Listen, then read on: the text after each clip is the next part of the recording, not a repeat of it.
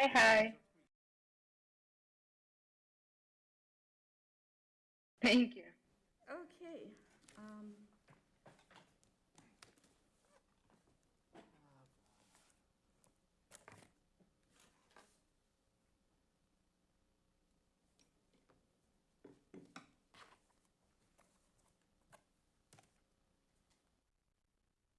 For your patience, it's 5:07 p.m.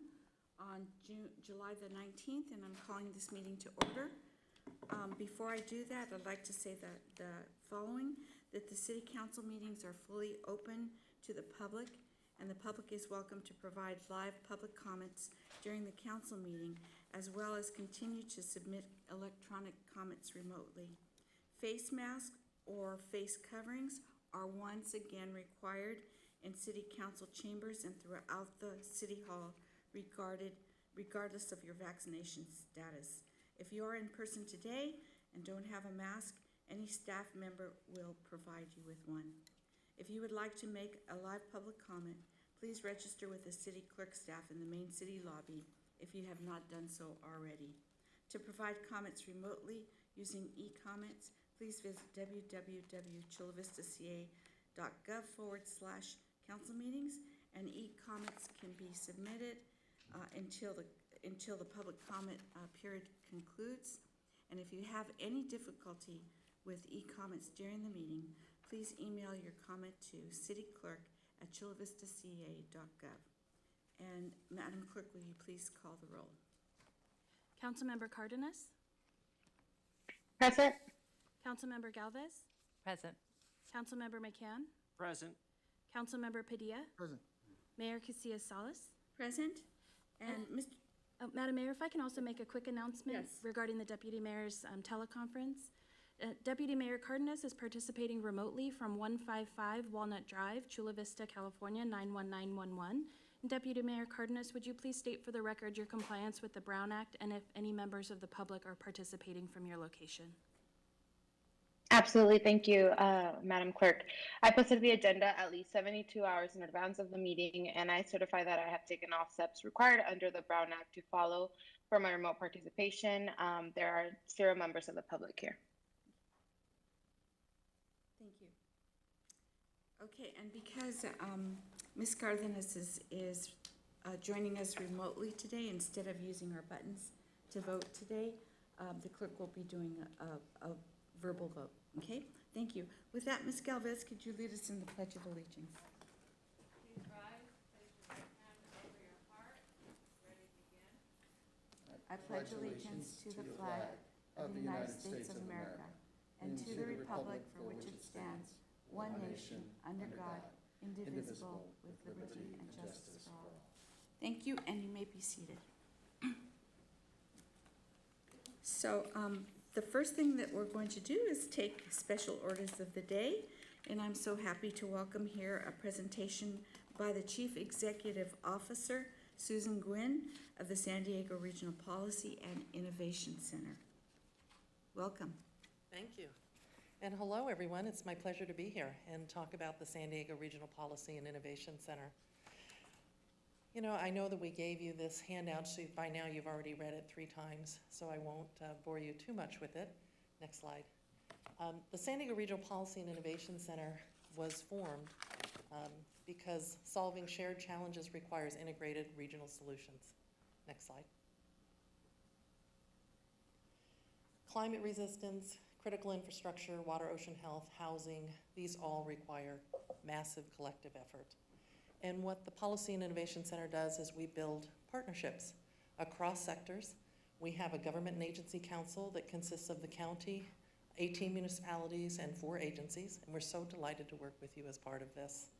And together, by the way, we were founded by the County of San Diego, the San Diego Foundation, and the Brookings Institution.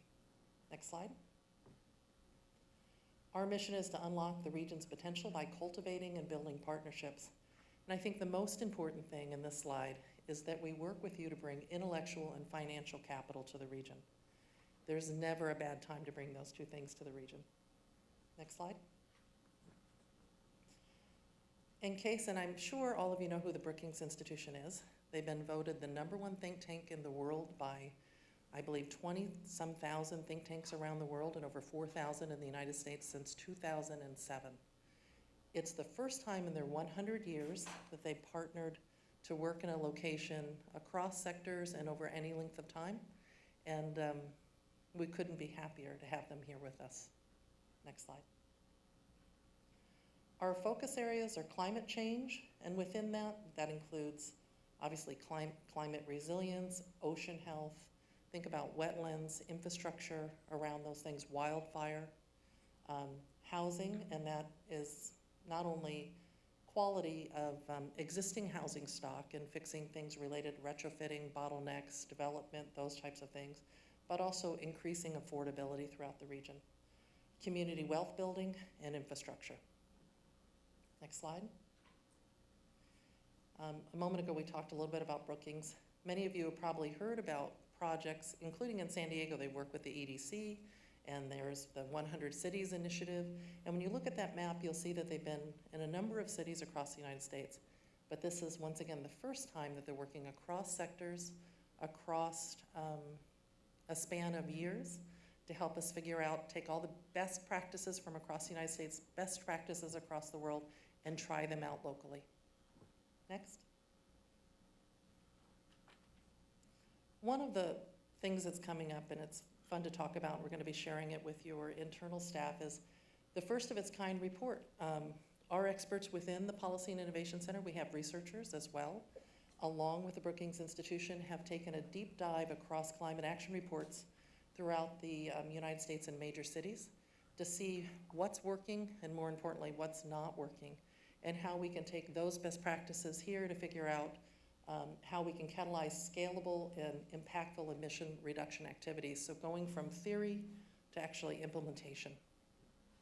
And that report, by the way, is, we're going to be sharing it within about 2 weeks here, and then it'll be public in September. Next. So some of our example projects. One of the top 5 experts in the United States on housing is one of the Brookings Institution scholars. She recently wrote this book, Fixer Upper. We're working together along with the county and municipalities. I just ran into Kelly out in the hall and drug him into a meeting on September 19th, a little workshop. But we're going to be looking at housing elements and then different types of financing models and chasing money at the federal level and state level to leverage your existing dollars here. So that'll be our first thing that we're doing September 19th. Next. This one's a fun one, especially with all the work you've got going at the Bay. We are working with a number of partners, roughly 60 partners, to look at whether or not the commercial fishing industry, sustainable seafood, warehousing along the Bay, canning facilities, all different types of things, if we can bring in money and support to all levels of Bayfront to see how we can revitalize that industry and bring back jobs. Next. Attracting innovative companies to upgrade San Diego's infrastructure. I love this one. We've started an infrastructure launch pad, and that's working with municipalities across the country to figure out what companies have come in to provide, whether it's climate resilience. And I think about, now this is not one of our projects, but I think everybody will recognize the name. When you think of pure water, the city of San Diego started that. It's toilet to tap. Pure water sounds much better. But there are many types of companies that bring innovative approaches that will qualify for federal or state funding and leverage local funding that could make an immediate impact in the city of Chula Vista. So we'll make recommendations on not necessarily a particular company, but a sector that you could look at, and then let us know if we could help leverage funding around that to bring that home to the city. Next. Supporting water and electrical infrastructure. I think that speaks for itself. Next. Fixing bottlenecks to affordable housing infill projects. One of the fun things that we're doing here is taking a deep dive to see where are we building, how old is the infrastructure within our cities, where do we hope to be using money to fix that infrastructure, and then what's the plan? What's your overall, not only your housing element, but your maintenance plan, and can we dig once? So as we look at that, it's finding the data and bringing the data into the city so that you can look at it, whether it's Sandag data, City of Chula Vista data, utility data, capture data, so that you have a better idea as you're spending money as to how you might leverage other things at the same time. Next. And it's very similar with respect to water and broadband and wildfire and flood risk. We had a wonderful meeting with Eric Crockett and have some ideas we want to pursue here as well. Next. So we do have a world-class board. Pretty phenomenal. I think many of you know Constance Carroll, Kay Coleman, Ernest Brady, Mel Katz. It's Lisa Cuestas. I'm sure many of you down here know Lisa Cuestas very well. Ben Haddad. So we're, and of course Mark Stewart at the San Diego Foundation. Next. This is our current internal staff, and then on top of that, of course, we have the Brookings team. We have 4 or 5, depending upon what projects we're working on, Brookings colleagues that work with us on a weekly basis. And then, of course, Brookings has 300 scholars that we can flex up to and lean into when we need additional research help. So that's a little bit about the Innovation Center. If you have any questions, I'm happy to answer them. Well, certainly I'm excited about the research that you're going to do on climate action plans, because hopefully the city of Chula Vista will rank up there #1 with the climate action plan that we've evolved over the years. Well, that'll be wonderful, because right after this national report comes out, we've already agreed to take a second deeper dive, and we want to do it with the city of Chula Vista, city of San Diego, and the county, where we really go deeply into your climate action plans to assist you with some ideas and practical approaches to begin implementing those into the next steps. Right, and certainly we're really aware of it now with the heat waves that are going all across the country. And I was actually watching TV where Al Roker did this graph about where cities were in 1970 relative to their temperature change and where they are today. And it's really significant. We're seeing effects of that all over the world. What I worry about is that we had a presentation at our Sandag retreat by Gary London, and he showed us a map of the United States with all the counties in it, and he showed the impacts of climate change in each one of those counties, and San Diego County was the least affected so far. So what he was saying is that we might be seeing a wave of climate refugees that actually come to San Diego, and that's not necessarily a good thing that happens for us. Well, that's a really good point. I can tell you that on that issue and some of the cross-border issues with respect to water quality and other things, we've gone across and met with leadership in Baja. We're heading to Mexico City. We've been to San Antonio and met with the NAD Bank and the water commissioner appointed by Biden to talk about those particular issues. And so it is impacting the research that we're looking at and the action we want to take in the region. Thank you. Do the other council members have any questions or comments for Ms. Gwynn? Thank you very much. I really look forward to the partnership. We do too. And I hope that the city of Chula Vista accrues many benefits from our partnership. So thank you very much. It is my favorite city. Mine you're too. You're going to have to cut that on the tape. But I always love coming down here and working with everybody. Thank you. We'll see you. Okay, so with that, we'll go on to the consent calendar, and I see that Ms. Courtney Chase has a comment on, let's see, the IAFF item.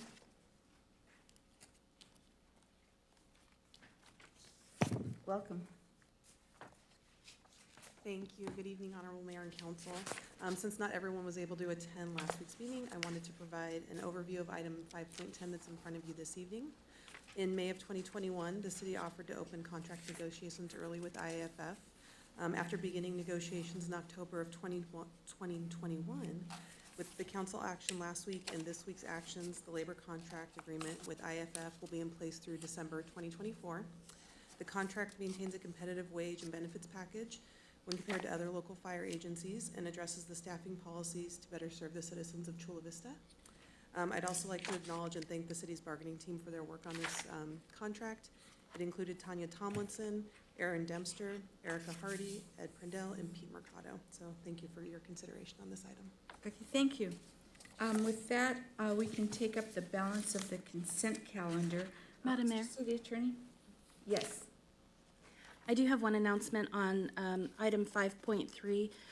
Request for an excused absence memo was distributed from Councilmember Padilla, which will be considered under item 5.3. Yes, I saw that. Thank you very much. And before we take a motion in a second, Mr. City Attorney, do we have any notated conflicts? We do, Madam Mayor. On the consent agenda, we have conflicts on item number 5.8B. Both Councilmember McCann and Councilmember Padilla, based on real estate ownership within proximity, to the item, have potential conflicts, and our advice is that they recuse themselves on that item. Okay, but not necessary to leave the dais at this point. No, they're okay with this being taken in one action on consent, Madam Mayor. Okay, and Madam Clerk, did we have? I have a question. Oh, okay. Thank you, Madam Mayor. Just wonder, will we have a quorum? If we recuse on item B, how does that affect adoption? That only leaves 2 members. Do you still need 3, or do we need to continue to separate that out? You do have 3 members with Councilmember Cardenas here participating remotely. Good, thank you. Yeah, she not fooled quite- you. She fooled you by not being in her She fooled chair. me by not being in her chair. The afternoon coffee has not kicked in No, yet. My but apologies. Yes, we there would have. she You were is. hoping to have some drawing of lots in order to participate, more but time. I hate to I know, isn't disappoint it? you. Thank you, Madam Mayor. Okay, and Madam Clerk, did we receive any public comments on the, or request to speak on the consent calendar? No, Madam Mayor. Okay, with that, I will make the motion to approve the consent calendar with the exception of Mr. McCann and Mr. Padilla registering, not voting on item 5.8, so I so move. Second. And to be clear, Mayor, 5.8B. B, right, and seconded by Ms. Galvez. Madam Clerk, would you please read the headings? Item 5.1 is approval of minutes dated November 16th, 2021. Item 5.2 is approval of a motion to read only the title and waive the reading of the text of all resolutions and ordinances at this meeting. Item 5.3 is consideration of a request for an excused absence from Councilmember Padilla for the July 12th, 2022 City Council meeting. Item 5.4 is resolution of the City Council of the City of Chula Vista appropriating funds for the 2022-23 U.S. Department of Housing and Urban Development spending plan for the Community Development Block Grant Home Investment Partnerships Program and the Emergency Solutions Grant, 4/5 vote required. Item 5.5 is resolution of the City Council of the City of Chula Vista designating authorized agents to act on behalf of the city for purposes of obtaining state or federal assistance and approving and adopting the required Cal OES 130 resolution. Item 5.6 is resolution of the City Council of the City of Chula Vista accepting funds from the U.S. Department of Homeland Security and appropriating said funds to the Federal Grants Fund for the Urban Areas Security Initiative Grant Program, 4/5 vote required. Item 5.7 is resolution of the City Council of the City of Chula Vista approving an agreement with the San Diego Foundation for administration of the Chula Vista American Rescue Plan Act direct grants for a small business and nonprofit relief grant program and appropriating funds therefore, 4/5 vote required. Item 5.8A is resolution of the City Council of the City of Chula Vista levying special taxes to be collected to pay the costs of facilities and services for Community Facilities Districts 97-1, 97-2, 97-3, 98-1, 98-2, 98-3, 99-1, 99-2, 2000-1, 2001-1, 2001-2, 07I, 08I, 08M, 09M, 11M, 12I, 12M, 13I, 13M, 14M, 14M2, 16I, 17I, 18M, and 19M within the City of Chula Vista and designating the Director of Finance to file a list of taxes to be levied on each parcel with the County Auditor each year. Item 5.8B is resolution of the City Council of the City of Chula Vista levying special taxes to be collected to pay the cost of facilities and services for Community Facilities District 06-I and 07-M within the City of Chula Vista and designating the Director of Finance to file a list of taxes to be levied on each parcel with the county auditor each year. Item 5.9A is resolution of the City Council of the City of Chula Vista accepting $1,728,456 from the California Board of State and Community Corrections, adding one peace officer to the authorized staffing level of the police department and appropriating funds therefore, 4/5 vote required.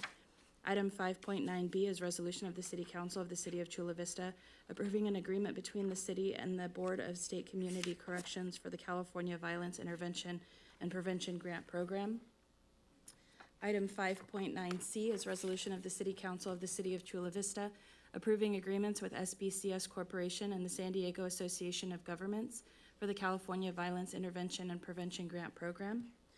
Item 5.10 is resolution of the City Council of the City of Chula Vista making various amendments to the fiscal year 2022-23 budget and appropriating funds therefore, 4/5 vote required. An ordinance of the City of Chula Vista amending Chula Vista Municipal Code Section 2.05.010, adding the unclassified position title of Bayfront Development Project Manager. First reading, 4/5 vote required. And I'll now ask for the council's votes by roll call. Councilmember Cardenas, your vote, please. Aye. Councilmember Galvez. Aye. Councilmember McCann. Aye. Councilmember Padilla. Aye. And Mayor Casillas Salas. Aye, so the consent calendar passes unanimously with Councilmember McCann and Padilla registering an abstention on Resolution B of 5.8. Thank you. With that, we will go on to public comments. Public comments is the section of the City Council meeting where any member of the community, the city, well, any member of the public may comment on an item within our jurisdiction, but not on tonight's agenda. Madam Clerk, do we have any requests for public comments? Yes, we do, Madam Mayor. We have one speaker, Carol Green. Ms. Green, if you'd like to come to the lectern.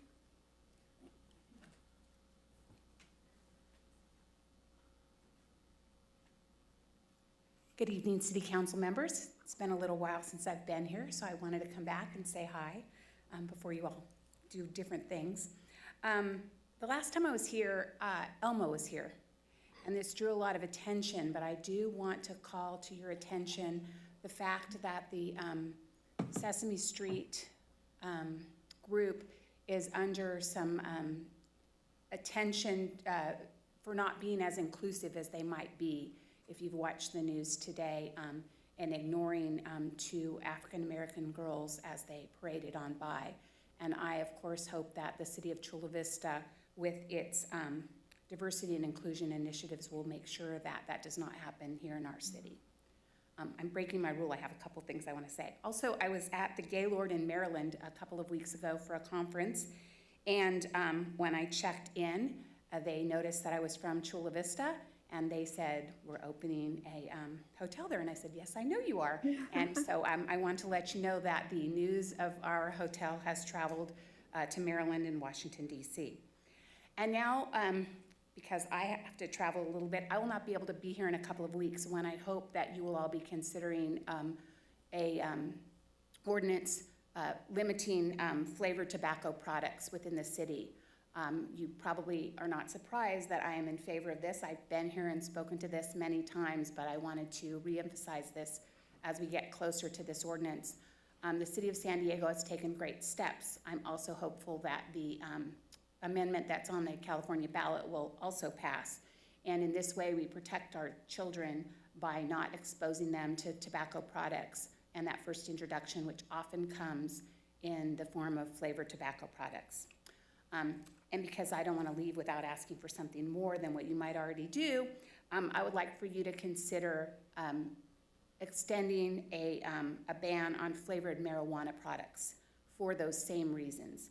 These products do attract our children and youth, and often children and youth have a hard time differentiating between regular products and candy and something that might be very enticing. So congratulations on all the efforts, and thank you for your consideration. I hope you'll continue to protect the safety of our children. Thank you, Ms. Green, and thank you for being a good ambassador for the city. Also, please feel free to email us on the night of the item, okay? Thank you very much. So with that, we will go to the rest of the agenda. So the first one is item number 7.1, and that's the board and commission reports. And we have here Sarah Schoen, I believe, and our lead person on this, Mr. Glenn Guggens, here as well. Oh, wait a minute. No. I've got that all wrong. No, this is about Measure P. I'm looking forward to the charter change discussion, and I think that that's where I was heading. So, Thank you for your excitement. You would have been disappointed with my non-presentation on this item. I was anticipating the item. Okay, so do we have a report? Okay. Madam Mayor, we do have Measure P Citizens Oversight Committee Chair David Garcia is here to make the presentation this evening. David, it's so good to see you again. I'm surprised you came back since you're retired. No, I've never left the Measure P committee, so it's nice seeing you all again. Madam Mayor, members of the council, so as the chair of the Oversight Committee, wanted to give the fiscal year 2020-2021 report. The Oversight Committee was put together by this council and is composed of 16 members.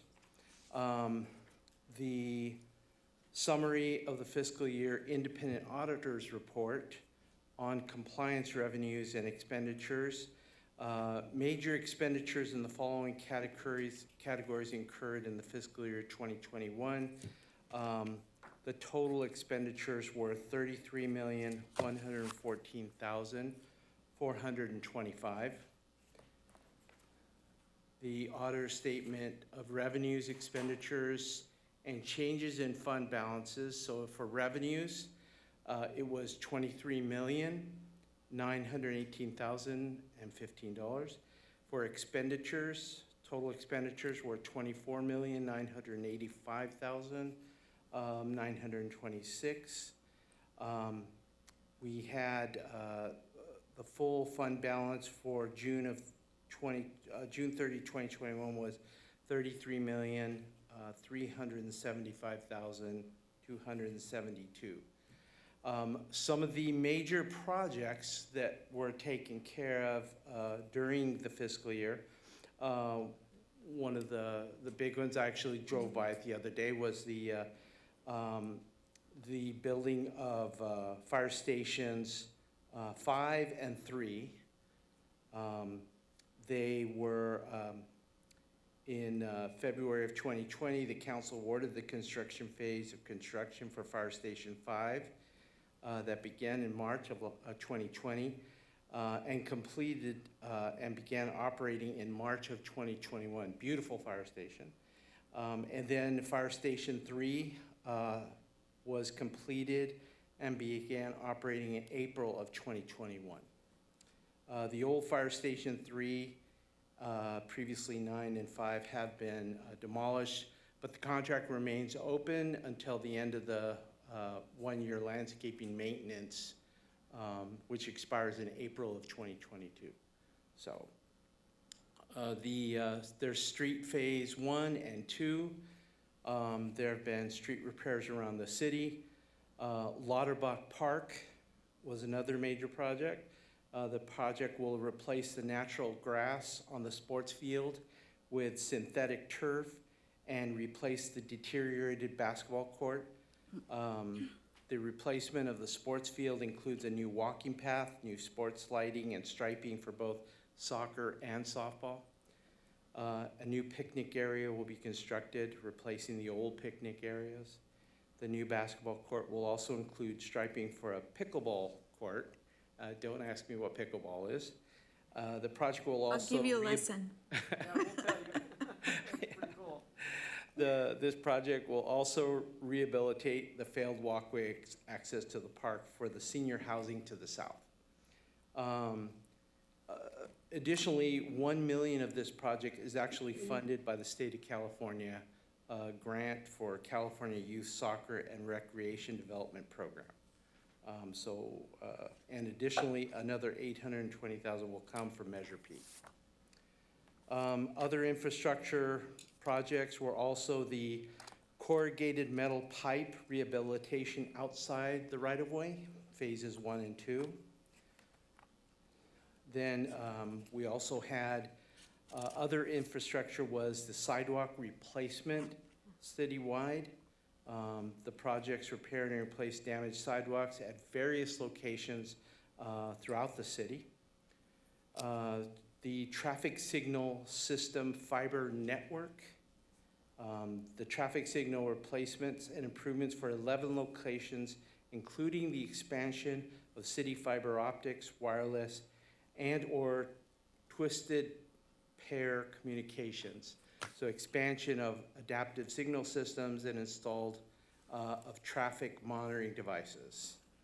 The next item was Maxfield Loma Verde accessibility study. So this is the connection between Maxfield and Loma Verde. The consultant has completed the review of the sports complex area and determined where a new pedestrian crossing point across the Palm Road drainage basin should be provided. Then renovations to Fire Station number 1. The existing Chula Vista Fire Station requires renovation, so that's our station behind the building, involving to accommodate modern equipment, renovate and repair aging aspects of the building, and accommodate firefighter personal needs.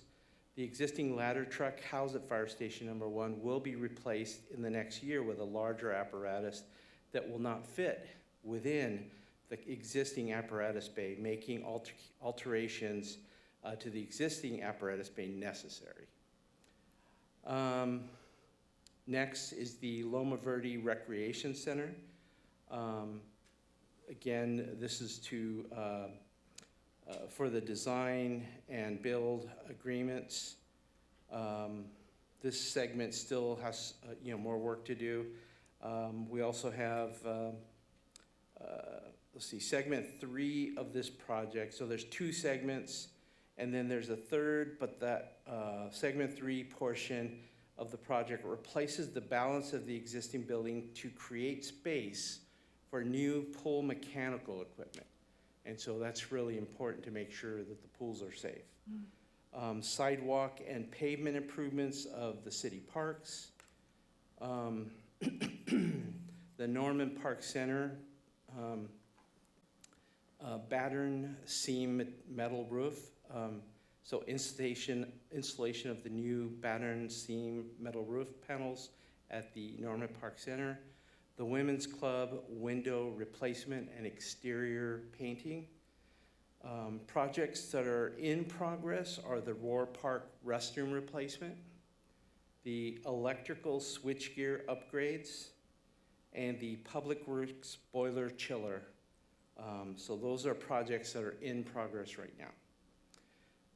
Upcoming projects, Chula Vista Civic Center Library, upgrades to 4 restrooms to include the removal and replacement of existing finishes, fixtures, and accessories in compliance with accessibility guidelines and city standards.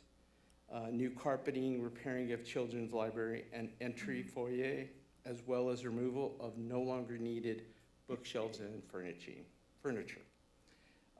Also, the Civic Center Library ADA and parking improvements. We also have installation of concrete pedestrian ramps in compliance with accessibility guidelines, a slurry seal, and restripe entire Civic Center Library parking lot. Install pipe gates at both Civic Center Library parking lot entries. Then you have the non-safety vehicles. So Measure P has allowed for the replacement of vehicles that were beyond their recommended replacement date. The vehicle equipment listed below represents those not assigned to safety in fiscal year 2021. There were approximately $440,000 was spent on public service vehicles, a Ford F-150. Well, these are some complex names, but I'll leave that. But it is important to note that several vehicles and pieces of equipment have been ordered through Measure P funding. However, due to unanticipated production interruptions and supply shortages at the manufacturer, delivery of the ordered vehicles and equipment has been delayed. And the fiscal year 2021, there were purchase orders open in the amount of $1.8 million for vehicles, equipment not assigned to safety. In conclusion, so the notes that this annual report is for June 2020 to June 2021. And I'd just like to say I'd like to acknowledge on the part of the Measure P committee, we would really like to acknowledge the city staff for their dedication to support the COC. They have been responsive to our committee, always answering questions, bringing all the material we need, and to ensure the transparency and reporting of the Measure P funds. So we really appreciate the support of city staff, and that concludes my report. Thank you very much, Mr. Garcias, and I just want to extend my appreciation not only to you, but to all the Measure P committee members with the fine work that they're doing on, making sure that we keep our promises to the voters. And I think that, your oversight is just really, really important to the process to build that trust within the community. And then to you, Mrs. City Manager, when you look at the list of projects that we have completed with Measure P money that we wouldn't have been able to do without the half-cent sales tax, I think that that's really remarkable. And I think that the story needs to be told, and that some kind of either dashboard be created with the listing of all the projects and what we've been able to do with them, even with the visuals, right? I mean, just showing the before and the after of the tumbling down fire stations and the beat up vehicles that were in the shop half the time. So it's something that, I think that this city council should be really proud that they helped to implement, that we had Measure P, and and thanks to our community that trusted us with that money. And certainly the value that they're receiving is good. And can you imagine, this is just the Measure P money that was working on deferred maintenance, and we still have our Public Works Department and other departments just pushing forward and continuing to improve our city in so many ways. So thank you very much. Any comments from the council Mayor, members? we do have a webpage for Measure P. Oh, okay. People can get a lot of information on the webpage, but I also want to call out Kelly Broughton, who took over the Measure P COC when I promoted to the city manager, so I appreciate all the work he's been putting into this. One of the things that we did when we brought forward the Measure P was we committed to not adding permanent staff. I totally regret that because it's been quite a work pill, but staff has been able to really work with the COC, really get a lot accomplished. And we do owe the council a midpoint review to demonstrate to the community everything that's been accomplished since we started this program. So we are working on something like that. All good stuff. Thank you so much. Any other comments from the Madam Clerk? Did we have any requests for public comments under this item? No requests on this item, Madam Mayor. Okay, and we're just receiving the report, so there's no vote that needs to be taken on this. With that, we will go on to the next item, 8.1. There are a number of conflicts on this, Mr. City Attorney. Would you like to enumerate them and kind of go through what the musical chairs that we have to do? Yes, Madam Mayor. As you pointed out, there's a bundle of actions on these open space maintenance districts, and I'm expecting, to the extent you want a report, staff would give you one report. You'd then open the public hearing and consider public testimony, close the public hearing, and then act. Since the items are presented together, Madam Mayor, you can stay on the dais, those with conflicts, and don't have to leave until the voting phase. At that point, Madam Mayor, I've got a little bit of an elaborate musical chair script, for you that we can work on together. I'm including a virtual pass off of the gavel to Deputy Mayor Cardenas at some point, in the process. Everyone can act, Madam Mayor, when we get to that point on item A. Item B, you have a conflict. Item C, Councilmember McCann has a conflict. Item D, Councilmember Padilla has a conflict. And item E, both you, Madam Mayor, and Councilmember McCann have conflicts. So I've worked out a little bit of a, we're not going to take them exactly in order, but a script to try to do this in an organized way, and I'll assist with that when the time comes. Okay, I'm sorry, Madam Mayor, all those are based on either ownership of property within these districts or within such proximity to these districts that conflicts have arisen. okay, thank you very much. So, I know that this is something that we do routinely every single year, so unless the council wants to hear a presentation from staff, would you like to waive it? Okay, so I have concurrence with the staff to waive this. Ms. Cardenas, when it comes to my turn, I hope you can show us that gavel that you have. I have a Gatorade. Okay, That'll great, that'll work. Okay, so with that, I will open the public hearing. Are there any requests to speak, Madam Clerk? There are no requests to speak on this item. Okay, then I will close the public hearing. And what I would like to do is, at this time, take the items a little bit out of order. So I'd like to ask Mr. McCann to leave the dais. Not quite, Madam Mayor. Actually, it's a little different. We're going to take the item A you can act on all together first. Okay, all right, that's right. You're off script already, Madam Mayor. It's just the first item. That's why I have you here. I'm here to help you Okay. out. Sorry. All right, so first we're going to take Resolution A. I'll move the approval of Resolution A, Second. seconded by Mr. McCann. And then, Madam Clerk, could you read the heading? Item 8.1A is resolution of the City Council of the City of Chula Vista levying the assessments and collectibles for fiscal year 2022-23 for open space districts 2 through 8, 11, 14, 15, 17, 18, 20, zones 1 through 6, 8, and 9, 23, 24, 26, 31, 33, Eastlake Maintenance District 1, zones A, B, and D, and Bay Boulevard Maintenance District. And I'll now ask for the votes by roll call. Councilmember Cardenas, your vote, please. Aye. Councilmember Galvez? Aye. Councilmember McCann? Aye. Councilmember Padilla? Aye. And Mayor Casillas-Salas. Aye. So Resolution A passes unanimously. With that, we'll go on to Resolution D, Madam Mayor. D? D, yes. Okay, I don't have that listed, but I'm sure you told me before. Yeah, Okay, so I've got that. So this will, Councilmember Padilla has a conflict on this item, so Yes. he should leave the dais. Okay, so. And then be ready to come back, Steve, for item C. Yes, so with that, I will move approval of Resolution D, Second. seconded by Mr. McCann. Item 8.1D is resolution of the City Council of the City of Chula Vista levying the assessments and collectibles for fiscal year 2022-23 for open space district Eastlake Maintenance District Number 1, Zone C. And I'll ask for the votes by roll call. Councilmember Cardenas, your vote, please. Aye. Councilmember Galvez? Aye. Councilmember McCann? Aye. Councilmember Padilla will be recorded as abstaining from the item as stated by the City Attorney, and Mayor Casillas-Salas.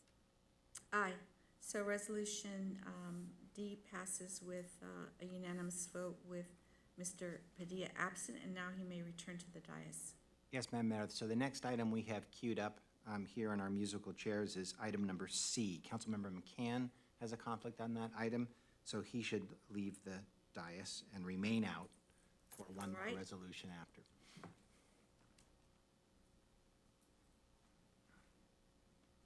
I'll move approval of Resolution C. Mr. Second. Seconded by, seconded by Deputy Mayor Cardenas. And Madam Clerk?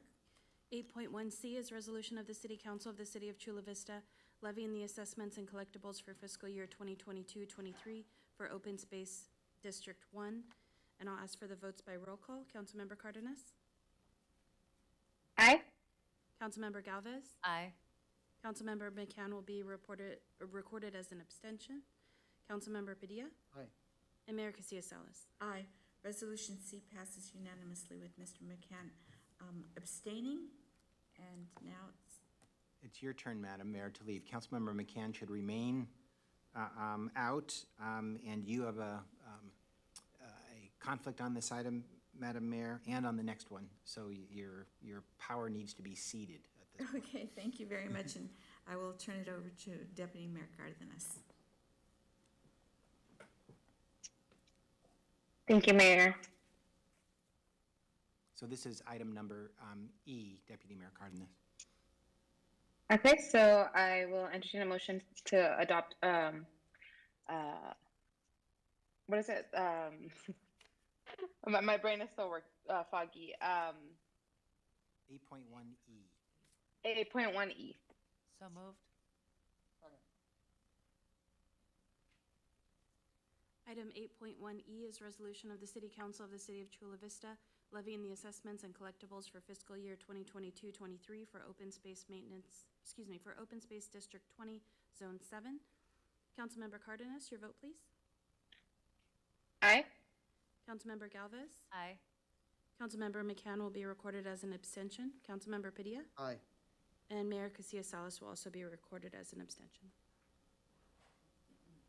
Very good. Deputy Mayor Cardenas, we can now welcome Councilmember McCann back to the dais, and you can preside over item 8.1B with Councilmember Salas remaining out.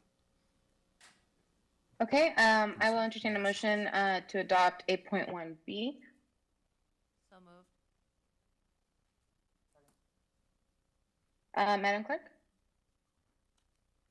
Item 8.1B is resolution of the City Council of the City of Chula Vista levying the assessments and collectibles for fiscal year 2022-23 for Open Space District 9, Open Space District 10, East Lake Maintenance District Number 1, Zone E, and Town Center Maintenance District.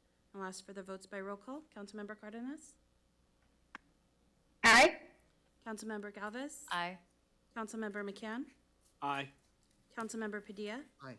And Mayor Casillas-Salas will be recorded as an abstention. Mayor Casillas-Salas is welcome to return to the dais and resume control of the meeting. Thank you.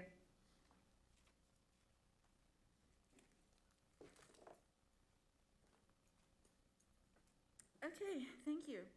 So that concludes our public hearing items, and we do have one action item, 9.1, and that's an agreement to approve an agreement with Tribesy Consulting to perform outreach and assessment to develop a justice, equity, diversity, and inclusion action plan. And we have Miranda Evans here to tell us about it. Thank you very much, Madam Mayor. Good evening. Thank you. The City Manager's Office is pleased to bring this important item forward tonight, which has been many months in the making. Last August, when Council approved the ARPA spending plan, funding was allocated for third-party support for the city to pursue diversity, equity, and inclusion efforts. Since then, staff has worked to draft and publish an intentional RFP document to help us create a diversity, equity, and inclusion plan, now being called our Justice, Equity, Diversity, and Inclusion Action Plan, also known as our JEDI Action Plan. Next slide, please. This will also help us to eliminate confusion with our already existing Digital Equity and Inclusion Plan, and it really gets people's attention and gets them excited around these important topics, which is great as well. Next slide, please. Tonight, I'm going to share a brief overview on the following: our equity and inclusion efforts to date, sharing and reiterating our why for why we're pursuing this process, sharing our goals and the scope of work, going over the process to date for the RFP, and announcing our selected consultant. And we'd love to open it up to the council at the end for questions and any feedback on this process. Next slide, please. So when it comes to our existing efforts to date, Chula Vista has already made some significant strides towards advancing equity, which we're all very proud of. In 2019, Chula Vista became the first city in the state of California to earn the designation by Welcoming America as a certified welcoming city, and is also the only certified welcoming border community. In 2020, the City Council adopted a Digital Equity and Inclusion Plan, which is helping us to understand, address, and bridge the digital divide in our community. And last year, as part of the Climate Action Plan, sustainability staff developed a Climate Equity Index, which highlights how inequalities as the city developed led to significant lasting impacts. Additional efforts are also ongoing, such as economic development's participation with regional EDC on a countywide inclusive economic development strategy, as well as department strategies within our work plan. The mayor and finance have also been participating in Bloomberg Philanthropy's city budgeting for equity and recovery program, and the city manager has been participating in the Leadership Institute on Race, Equity, and Inclusion led by ICMA and the Kettering Foundation. I share this summary not to toot our own horn, but to illustrate that in this work and on this journey, our city has been the map maker, but we are also the traveler. And we have quite a bit more work we would like to accomplish for our community to ensure that we are doing everything we can as a city to foster a just, equitable, diverse, and inclusive environment. Internally, we would also like to be more inclusive in our approach to this work as an organization. Many of these efforts and achievements have been departmental, and we would like to widen the net for participation and collaboration citywide and organization-wide. Next slide, please. So our why. Our why is coming from a place of authenticity and care for our community. I want to be clear in defining the two parts of our community as both internal to our organization and external to the community that we serve. So throughout this effort, we will be looking inward at city operations and outward at our community. Internally and operationally, we are pursuing this in order to foster an inclusive workforce that promotes an environment where all employees are comfortable and welcome in who they uniquely are, and they're showing up to the workplace every day being their full authentic selves. And this is important for the organization because it leads to better collaboration, better engagement, better morale, diverse perspectives for improved outcomes, increased productivity, and all of this is fantastic because it results in better service to the community and all of the customers that are working with our city. And externally, from a community serving lens, it's important that we understand the diverse needs and perspectives of all members of our community because that enables us to be able to better serve them, and that creates better relationships, establishes trust, and improves quality of life. And also it's important because it allows us to address inequities that might be present and to respond to those in order to improve outcomes and quality of life for underrepresented populations in our city. Next slide, please. And as we began to really think about crafting this RFP and how justice, equity, diversity, and inclusion impact staff and the community, we found that every aspect of city operations is an area of importance. This is an alphabetical list of some of those key wide-ranging topics, everything from communication and civic engagement, digital equity and inclusion, education, employment, health, housing and land use, inclusive economic development, internal practices such as hiring, mobility and transportation, public safety, racial and social justice, sustainability, and environmental justice. So all of these topics will be included within the action plan itself. Next slide, please.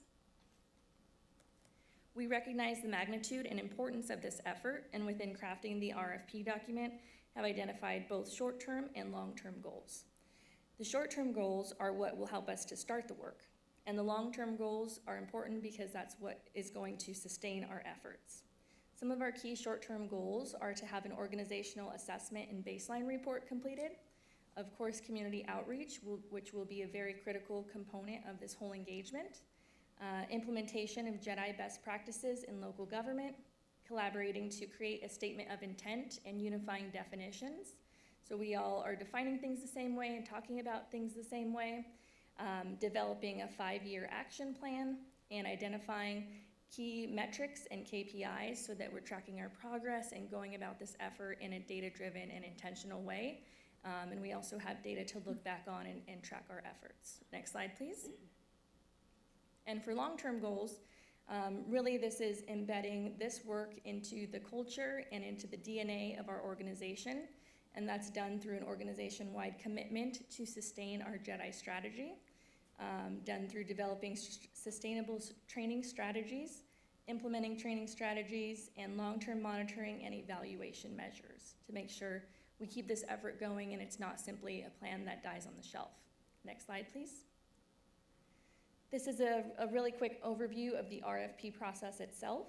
So in Q4 of 2021, staff began crafting and circulating for internal review the RFP document that was attached to the report. And it was finalized in early 2022, and we were able to advertise it on Planet Bids. I wanted to thank Victor De La Cruz in Finance for all of his help and support throughout the procurement process. We did host a mandatory pre-submittal conference in mid-March. All respondents were required to attend. We had about 15 attendees. And we gave 1 month for people to respond and to submit their proposals to us. So those were due mid-March. And in May, we were fortunate and very happy to be able to hold in-person interviews with the top 3 firms. And following that, a month later, we announced a notice of intent to award to the top scoring firm. And that brings us to this evening for City Council consideration of the award. Next slide, please. So after scoring the submitted proposals and going through the interview process, Tribacy Consulting emerged as the clear frontrunner. They also were the only firm to dive in and initiate questions of the interview panelists during the interview process, which was great. Tribacy is really an impressive firm with over 30 years of experience, and over that time, they have impacted 20 million people through their work with government agencies, in the education industry, and with nonprofits as well. It was very clear that their special set of skills is the right fit for our city. Unfortunately, they weren't able to be here with us in person tonight, but we wanted to bring forward this agreement for your consideration expeditiously to position us to kickstart our efforts starting in August. Next slide, please. So the scope of work is really designed around 5 key deliverables that we're hoping to have as a city. First is an organizational assessment and that baseline report that I mentioned. Second, community and external stakeholder assessment. Third, training and coaching. Fourth, analyzing policies and systems. And fifth, the strategic action plan itself. Next slide. And those deliverables are divided into these project phases, which will deliver them to us. First, beginning with the foundation assessment phase, which we're hoping to kickstart next month in August, which will be an 8-month phase. Following that, the foundation development phase, which creates a roadmap moving forward and crafting the actual document itself for us to have. The third is the foundation development phase, infusing a justice, equity, diversity, inclusion lens and implementing that. So this engagement takes us about 18 months, and Tribacy was the only firm that actually came in under budget in their proposal, which was fantastic because it allowed us to have an additional $60,000 of that $200,000 that was allocated. So within the agreement before you tonight, we set up an optional 1-year extension of this agreement that would allow us to work with them for ongoing implementation support of the plan and tracking and monitoring of that. Next slide, please. So in closing, this is an exciting journey we are ready to embark on over the next, what will be 2.5 years and beyond. I would like to take this opportunity to thank the city manager and to highlight her leadership in this work and for setting the tone in the city that this is a priority. And also would like to thank Eric Crockett, Deputy City Manager, for his leadership in inclusive economic development over the last several years. So in closing, that concludes my report, and I'm available to answer any questions and receive feedback. Okay, thank you very much. And do we have any questions or comments from the council members? Yes, Ms. Galvez? Thank you. So what will the trainers consist of? Will they be the principals, the owners of the firm? Yes, absolutely. So Tribacy is a co-founded women-owned firm, and Rena Doyle and Gail Watts, I believe, are the 2 principals and the 2 co-founders, and they are very hands-on and leading everything. And something I was remiss in mentioning is that there's also an opportunity for council to engage, and they will be hosting one-on-one interviews with council members to get information on your experience, areas of importance that touch kind of those 10 areas that I highlighted, and including interviews with and presenting to the HRC as well, so that they get an understanding of policies, regulations, practices, documents we have in the city. That's excellent. I think it's important that they're doing the training themselves. That's wonderful. Thanks. Okay, thank you, and thank you for your work on this. And it's really important, so people may think, well, everybody's talking about diversity and equity, but I had the opportunity this week to participate in a Women in Leadership program at USD, and they brought in fellows to be trained from all parts of the world. So we had women there from Pakistan, from Afghanistan, from, countries with real patriarchal societies. And one of the presenters, who was a dean at the school, actually showed us a graph of how women's rights, whatever country it is, whatever culture it is that they may come up and they're strong for a while, like we won the right to vote, we won the right for a lot of things here in the United States, including freedom of choice, and how the erosion of the equity of women in society correlates to the degradation of democracy. And so I think that what we've all been working here and trying to get a handle on is to be more inclusive of our community, to make sure that they feel welcome here, and that building that civic participation is so important, and this is a key to it. So thank you very much. Any other questions or comments? No. Okay.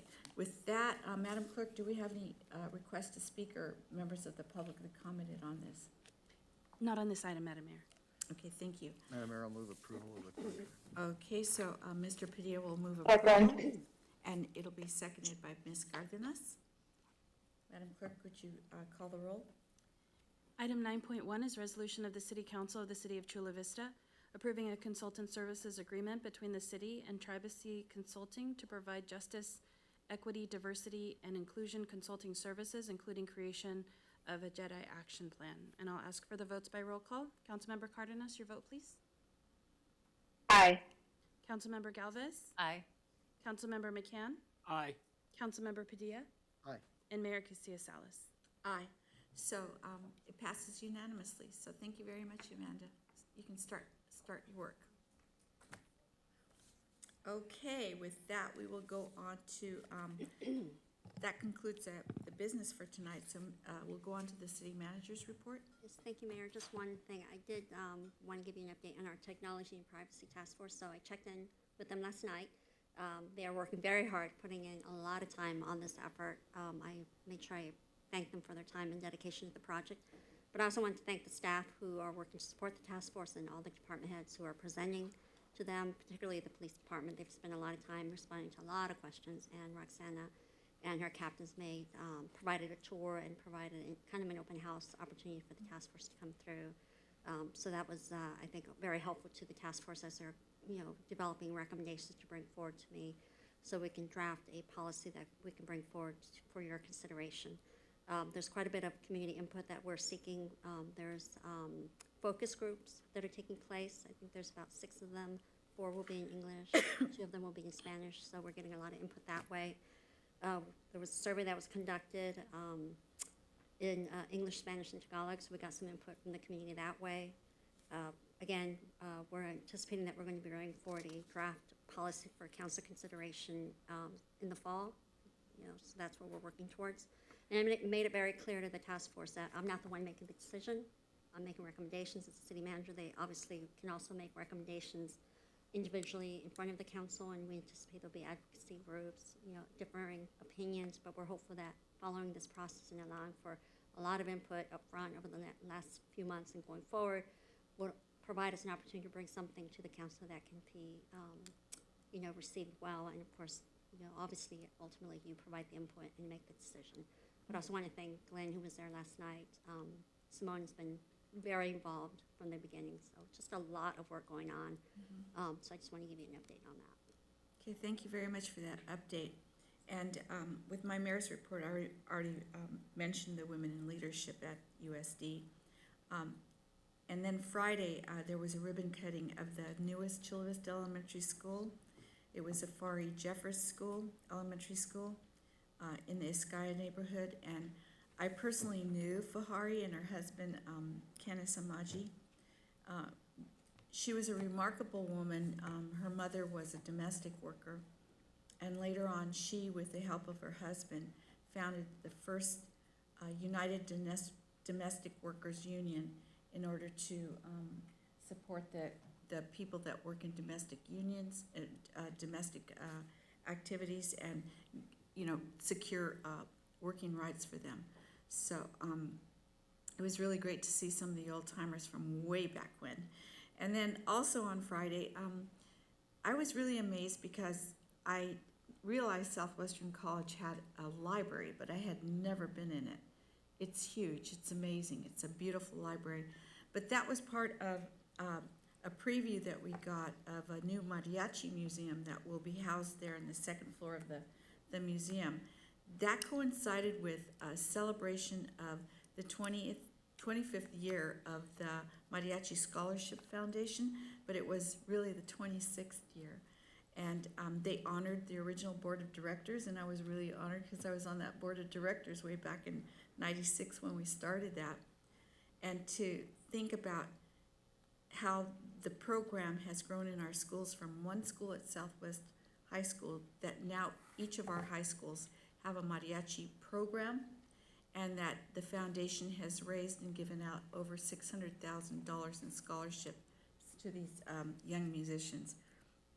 So it was really a great event. But they have this gala every year that happened on Saturday at the Symphony Hall, and they bring together the most famous mariachis in Mexico. But they also had there present the children of Javier Solis, Miguel Aceves Mejia, Pedro Infante, and a couple of other of the major stars in the mariachi world. So, All of the people you mentioned, my mom was in love with when she was a young girl. With My mother. was Pedro in love with Infante was who? her, my mother. Pedro Infante? Yeah. Yes, who wasn't? He was really handsome. So that was it. And then, Madam Clerk, could you put up a couple of pictures on the big screen there? I want the council members to see something. So these are our lollipop officers, and if you'll show the other ones with our lollipop captains. So you can see that they're at the Pride Parade, and they were handing out love and sweetness, okay? And so they were a hit at the parade.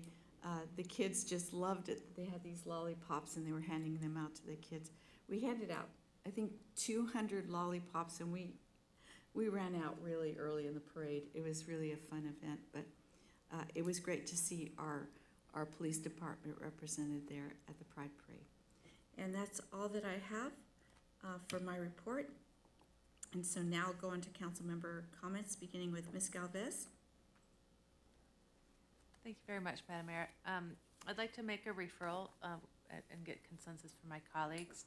As you might be aware, in the news, we have International Friendship Park down at the border at South San Diego. And 15 years ago, the federal government took it over from the state of California by eminent domain. And right now there are plans to erect a new 30-foot border wall. And that's all well and good because the existing wall is crumbling. But it would be nice to, for the city of Chula Vista, for us to sign on to consider public access to be maintained at this park, because it's an important place for Chula Vistans to go and visit their relatives and, kind of reach through the fence for birthdays and holidays and give a kiss to those who may be not able to cross or see one another. And so I just think it's very important to our community to maintain public access to that park. So I'm seeking our endorsement or our sign-on to the public access request to the Department of Homeland Security. I will support you in that referral. I think that it's really important because it actually is, for some families, the only source of contact that they have with their loved ones. Absolutely. And we've got approval from all of them, so. Thank you. Okay, so do we have to bring that, how would we bring that back, Mr. City Attorney, if it's just a sign-on letter? Madam Mayor, that could be agendized under Councilmember Galvez's comments, but noted, as an item to consider for action, is what I would recommend. So we'll do that ASAP. Okay, thank you. Anything else? Okay. People are loving your shuttle. I'm just saying. We need more riders. Yes, well, we need to publicize it better, and we need to have like an education campaign continually. You know what, and thank you for bringing that up. There is a second round of funding for the CMO, another $1 million available. And so I've asked the city manager, and I hope that the council fully supports our city seeking additional funding to expand this to District 4. And if the council members each took it on themselves too in their own districts to really, you can't. It's only Jill's district. Right. So, but we really need to promote that program because I know that a lot of the seniors I've talked to are afraid to learn how to use the app, but there's also a call-in. And so we just have to make sure that they know that it's there, they know where it can take them, they know it's door to door, and I think it'll be more utilized, but it was a great idea. Okay, Mr. Padilla. Thank you very much, Madam. Back to these. Thank you very much, Madam Mayor. I would just want to congratulate the Board of Directors and the Executive Director, Fernando Lopez of San Diego Pride, who had our first full festival this past weekend since really the pandemic. Very proud to see our police department marching not only with a broad uniformed contingent from law enforcement from all over the county, but also, for the first time ever, the United States Marine Corps Band in full uniform, marching proudly, flying the colors, and participating in an event that celebrates the value of all of us as a community. Was happy to march, did a little sunburn. Yes, Mexicans can sunburn, it's pretty bad. But I was happy to do it, and I want to extend my congratulations to the Pride organization. Okay, Mr. McCann. Thank you very much, Madam Mayor. I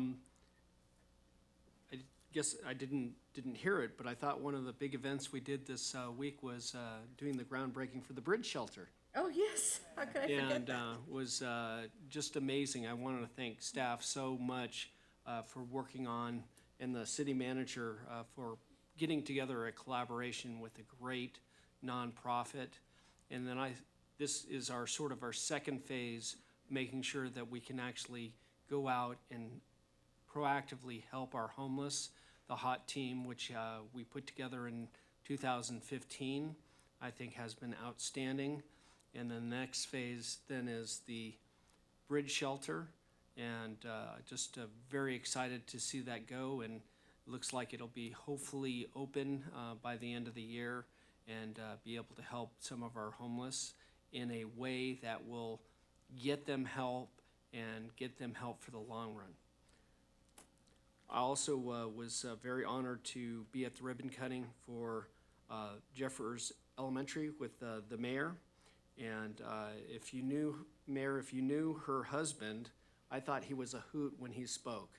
So he was just a very incredibly fun, humorous character. And so it was great. In that Ascaya area, they really, really need an elementary school, and it's great to see that it's now being open. Most of the kids that I talked to the parents, they went to Wolf Canyon, so that will be able to now have their own elementary school. It's in walking distance with most of the people in the community, and just the state-of-the-art facility. So that was wonderful. And then lastly, on Saturday, I was able to have another coffee with a council member. We had over 50 people who attended, and great questions, great input on what was going on. And I loved just being there with our citizens and talking to them about how we resolve issues and finding what their issues are to be able to help them. So thank you very much. Thank you. And Ms. Cardenas, I did not forget about you. I didn't think you would, Mayor. I just very quickly want to mention that a few weeks ago, I had the privilege of going to Chicago for the NALEO conference, which is the National Association of Elected Latinos. Somebody grab it for me, but it was really great to be able to represent Chula Vista there, make some great connections with folks that are looking to join our community and see how they could support us. So hopefully it'll bring back some fruitful things, and that's all I really want to report on. Happy belated Pride to everybody, and thank you. Have a good night. Okay, thank you. And Mr. City Attorney, you have a lot of work for us. I do, Madam Mayor. First, a couple comments that are listed on the agenda for reporting out. by my office, and then when we get through that, yes, a number of items in closed session as well. The first item, Madam Mayor, 13.1, is a supplemental report out on the Republic Services Settlement Agreement finalized on June 13th, 2022. The purpose of this item is to provide, as it states, a supplemental report out of the Republic Services Settlement Agreement finalized back in June, consistent with the terms of your direction to the city manager and myself in closed session at your March 1st city council meeting and prior. You'll recall that this item was previously reported out by the city manager at your June 14th city council meeting. The agreement itself was then made available to the public upon inquiry, along with the details of the vote you took on March 1st.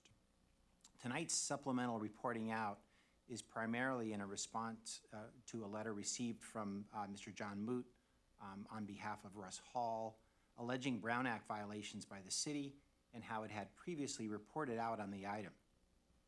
As I've explained in a letter back to Mr. Moot sent to him just this afternoon, and I'm good to see he was able to get here. That was pretty late notice on that to him. That based on the actions that the City Council did take and the research that we conducted on the allegations made, my office has concluded that no Brown Act violation has occurred and that no further action on this matter was necessary.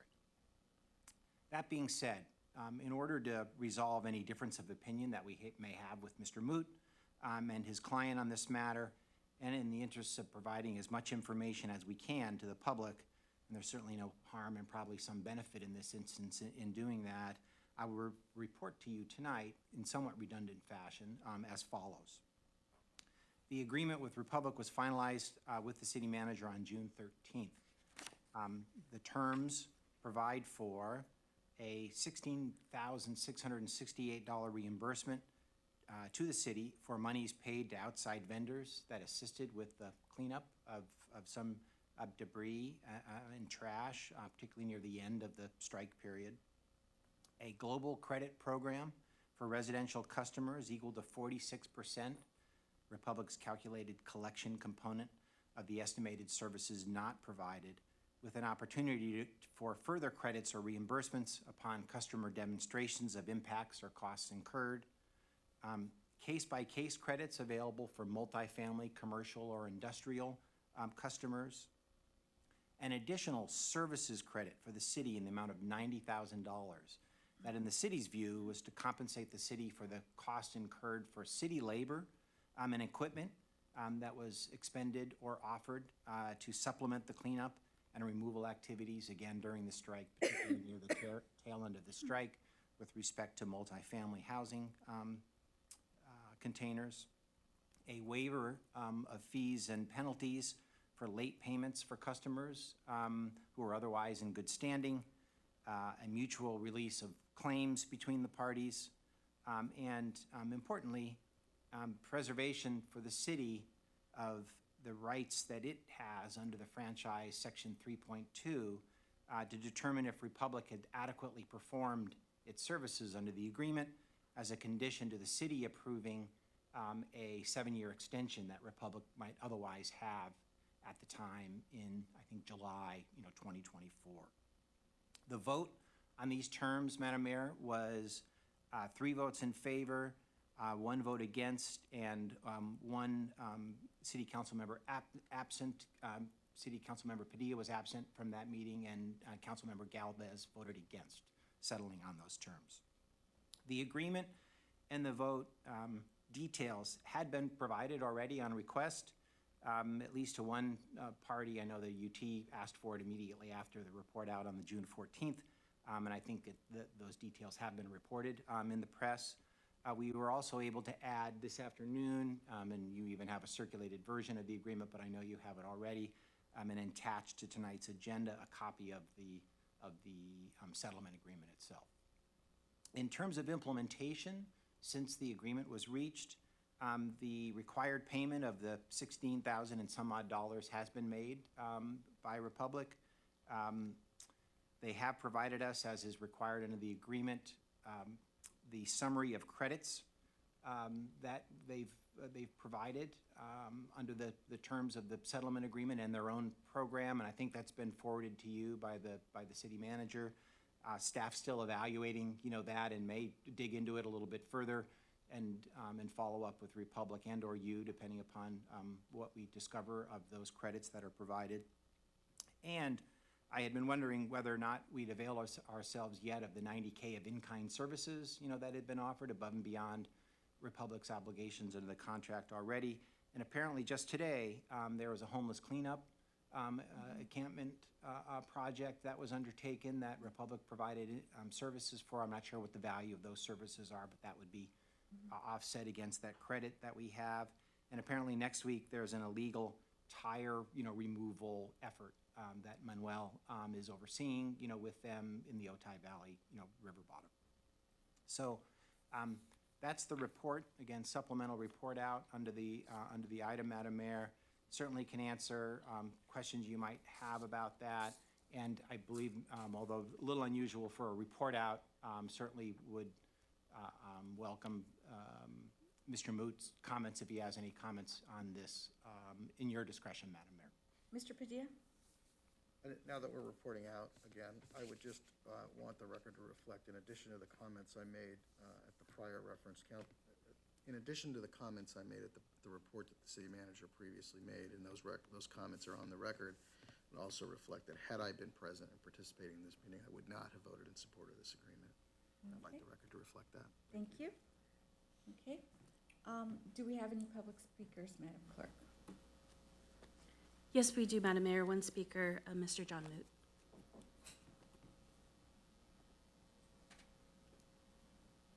Thank you, Madam Mayor, members of the council.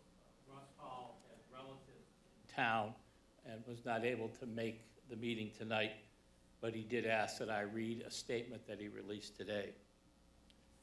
Chula Vista resident calls for an independent audit of Republic trash settlement.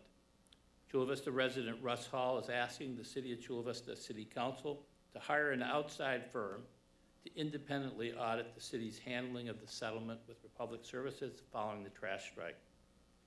In a written statement, Mr. Hall states, since February of 2022, Republic has had on its website the credit for the month Republic did not provide full service to the residents.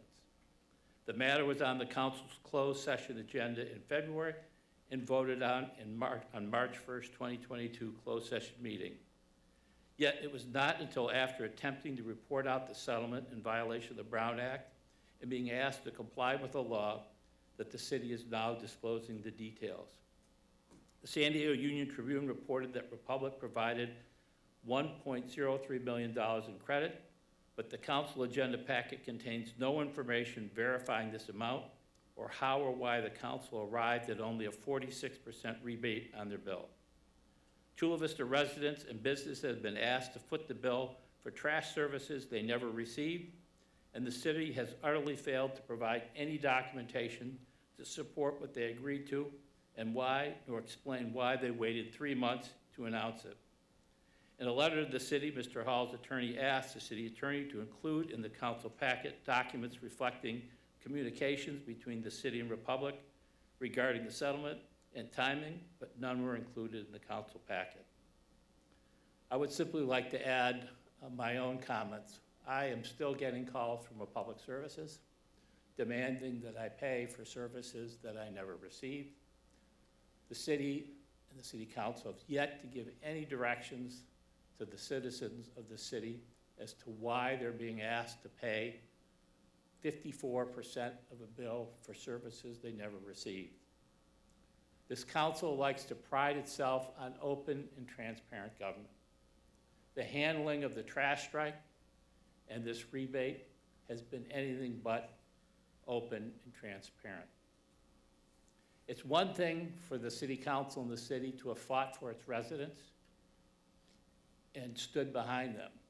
But all your residents can see is you went behind closed doors, you cut a deal, and then waited 3 months to announce it. You can do better than this. You owe all your citizens an adequate explanation as to what happened, when, and why. It was very traumatic for most of all the residents of this city to live through a month in which their trash was not being picked up. And for its own government not to be open, honest, and transparent with them as to what happened, why you agreed to what you did, and then why you waited 3 months to tell the public what happened. I note the settlement agreement released to the Union Tribune was not even dated by Republic Services. So in fact, no one has any idea when or if Republic agreed to this. What Mr. Hall did note that in February of 2021, the credit was already on Republic's website, and that the city voted on it on March 1st, the terms of the deal, and apparently those deal terms have never changed. So why did it take 3 months? I think you owe explanations to everybody in an honest, open, and transparent manner is what you did and why you did it. Thank you.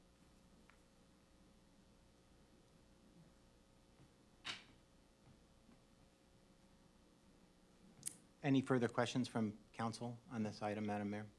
No, I think you explained in detail what the city did in order to disclose the terms of this deal. So I'm really comfortable with that. I'm so sorry that Mr. Mood is not, or Mr. Hall. Yes, Thank you. What date was the $16,000 check written? I don't have that information, but I can get it to you. Okay, and also the city's reimbursement check, what date was that? That would be nice to know. That's the very same check. That there is the reimbursement check is actually for outside vendors. And I don't know exactly when it was received, but I can get that information to you and to the rest of the council. Right. Ms. Cacciatore, is some of your finance staff, they would know. Sarah's out on vacation, but we can provide that. Okay. Yeah. Okay, thank you. Thank you, Madam Mayor. The next item, 13.2.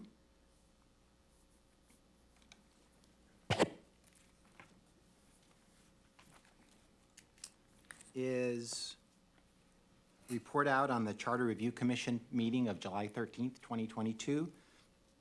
As you'll remember, Madam Mayor, after pretty detailed presentation to you, maybe to some of your dismay, but we thought it was important to give you a lot of information. On July 12th, we had a Charter Review Commission meeting scheduled, for that very next day, which was appropriate and helpful.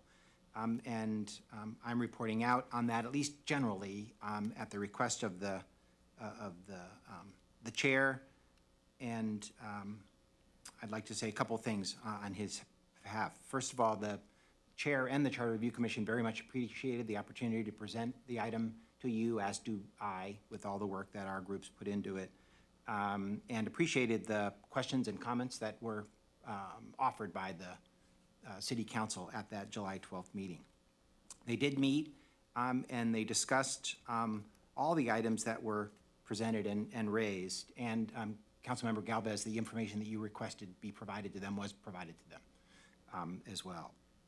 Their proposal remains substantially the same on all items. They did talk about all the items for a long period of time, with some minor wording changes in the works that will come back to you and be highlighted for you at the July 26th meeting, and all of their thoughts and their analysis and why their proposal remains the same will be presented in the staff report and then again verbally on the 26th. So that's my general report out on that, on what they did, and you can look forward to a follow-up presentation on the July 26th, where in fact, the item will be presented, if council's ready, as a possible action item for placement of some or all of the proposals on the ballot, with a possible follow-up meeting, depending upon your readiness and direction on July 26th for August 9th further consideration. Okay, thank you. Mr. Padilla. Question, what is the statutory deadline for voting to move this to the ballot if and when the council does that? Everything needs to be to the registrar by August 12th. All right, thank you. Okay. Is that it on the questions? Okay, we look forward to the full presentation on the 26th. Very good. Thank you, Madam Mayor. So for closed session tonight, item 14.1, there's a number of cases listed here. We're going to go in on 3 of them. We do have a presentation for you on the first case A, Castañares versus the City of Chula Vista. We also have presentation and request for you on the estate of Oral Nunes and others versus the City of Chula Vista. That's item B. Item C will not be heard, but item D, Zoraida, Baisa, and others versus the City of Chula Vista will also be presented to you, Mayor, all as existing litigation pursuant to Government Code Section 54956.9D1. Thank you, Madam Mayor. Okay, thank you. And with that, after the closed session, we will adjourn to the regular city council meeting on July 26th at 5 p.m. in these council chambers. Thank you and good night, and watch out for the coronavirus.